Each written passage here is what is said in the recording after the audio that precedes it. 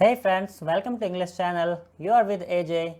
Today we are going to study a very important topic of English literature, that's of course Old English period, which is also known as Anglo-Saxon period, which started from 450 to 1066, and Middle English period started from 1066 to 1500.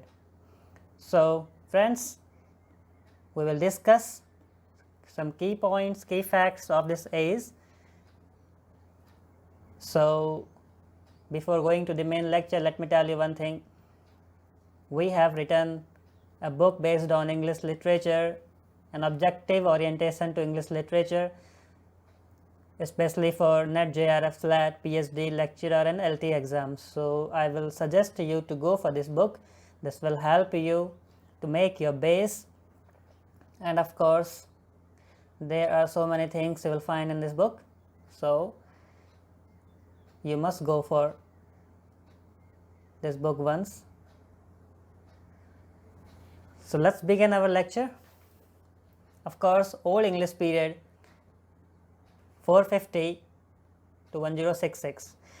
The first point I will tell you that the 495 AD, the beginning of Christianity in England, where we find Saint Augustine in this age, who wrote Confessions, the first work or autobiography by a saint, Saint Augustine. And this, when a saint writes an autobiography, this became a genre. This comes under the genre hagiography. So hagiography is a term given to the autobiography written by a saint. So Saint Augustine, he wrote Confessions. We should remember this point. The next one, Beowulf. Beowulf is the greatest Anglo-Saxon epic. Its author is anonymous or unknown. This is very important work, divided into three parts, or we see the three conflict in these three parts. The first, Beowulf battle with Grendel, and first part, and second part, his battle with Grendel's mother, and in third part we see his battle with dragon. Of course, Grendel is a monster, so this becomes very important. This work is also often asked in exams. In most of the exams we see Beowulf is written by which of the following authors, like this. So author is unknown, and three conflicts can be seen in this book. This book is translated into English by Seamus Heaney, the Nobel Prize winner Seamus Heaney, in 1999. He translated Beowulf into English. Seamus Heaney won Nobel Prize for Literature in 1995. We should remember this writer, the contemporary writer. His another work, like Digging. Digging is a very famous work by Seamus Heaney. So we should remember this writer also. Another very important point, Caedmon. Caedmon is known for his hymns. His hymns are very famous. So Caedmon. The next one is Cinewulf. Cinewulf came with the Dream of the Rood, a very famous work, Dream of the Rood. In this age, here rood means cross, so this work is also become very important for our exams, Venerable Bede. Venerable Bede came with Ecclesiastical History of English People. So Venerable Bede came with Ecclesiastical History of English People. This work often asked in exams. We should remember this point also. The next one is King Alfred the Great. Is known for his translations, especially he made translations of most of the works of Old English period. He also translated Bede, so he becomes also important here.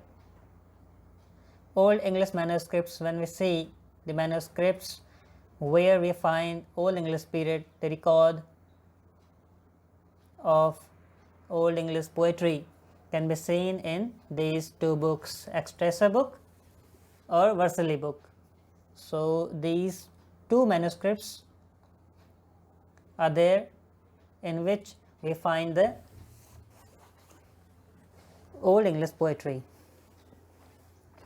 So friends, these are the points about Old English or Anglo-Saxon period.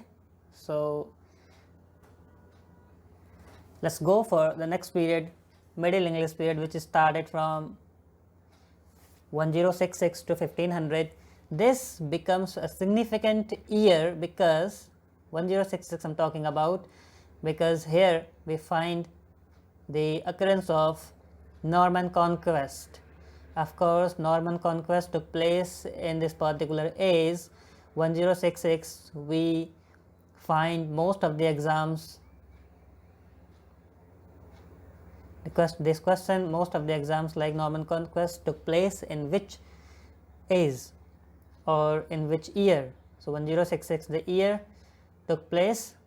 The next one, Magna Carta. Magna Carta is also called the first constitution of the world, came 1215 only, Magna Carta. So here 100 years war, 1337 to 1453 is also one of the most important events of this age. 100 years war. In 1453 only we see another thing happened, fall of Constantinople.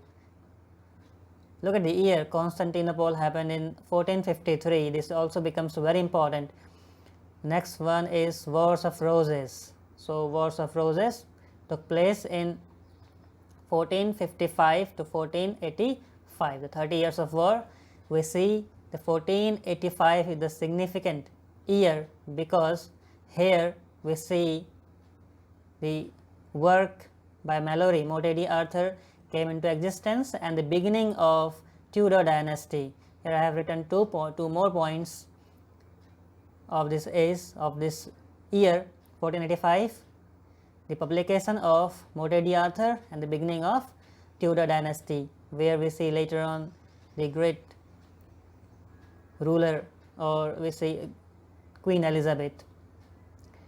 So three events we saw: 1485 Wars of Roses, end of Wars of Roses, Morte d'Arthur, and beginning of Tudor dynasty. Next one is printing press, of course, by William Caxton in 1476. So here in 1476 we see the development of the establishment of printing press by William Caxton. Of course, I have written some of the points here also. In 1348 we see the Black Death occurred in 1348, the year happened Black Death. So again we see 1380, in 1380 Wycliffe's Bible, the Bible by Wycliffe came into existence, and as we know, the followers of Wycliffe is known as Lollards.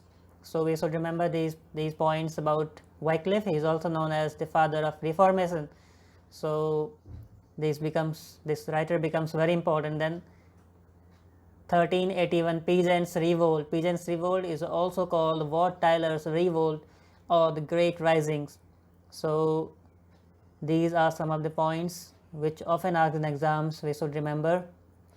Friends, moving ahead, we see another writer, Layman.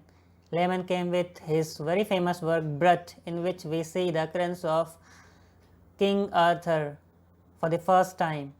So in this work only we see the occurrence of King Arthur first time in English literature, and then Morte d'Arthur.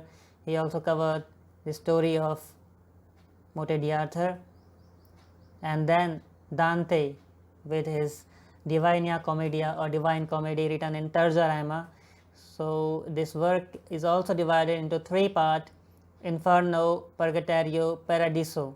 So in first part, Inferno, talks about hell, In second part about purgatory, and in third part a vision of a world of beauty, light, song where the poet's guide is Beatrice. So I have tried to give short description of these three parts of Divine Comedy. I definitely suggest you to go in detail of these parts. Another one is Boccaccio. Boccaccio came with the Decameron, where we find 100 tales in 10 days. So this work is also very important. Next, Motte Arthur, I have already told you.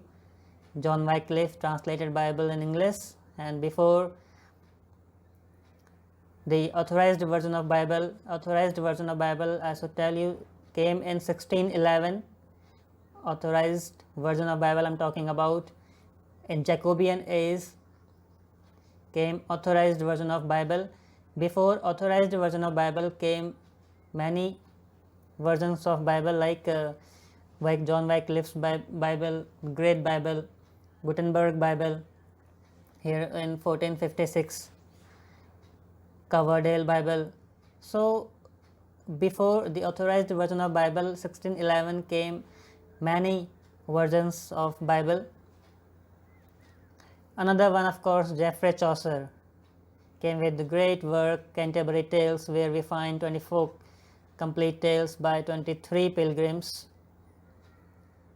and here the total pilgrims are 29, one host including Chaucer. So there are 31 pilgrims going to Tabard Inn of Saint Becket. So of course Harry Bailey is the host. Other key writers of this age, of course, John Garr, Langland and Skelton. Of course, John Garr came with Confessio Amantis, and Langland, Piers Diplomen, and of course Skelton. Skelton is a writer who wrote the first elegy on animal, like Philip Sparrow. He wrote an elegy on bird, Philip Sparrow, and he gave himself a title Regius Orator. He declared himself as a poet laureate also, so he became also very important for our exams, so we should remember him also. So friends, these are the points of facts about Old English period and Middle English period. So if you like the video, please do like, share and subscribe this channel. Thank you. Thanks a lot.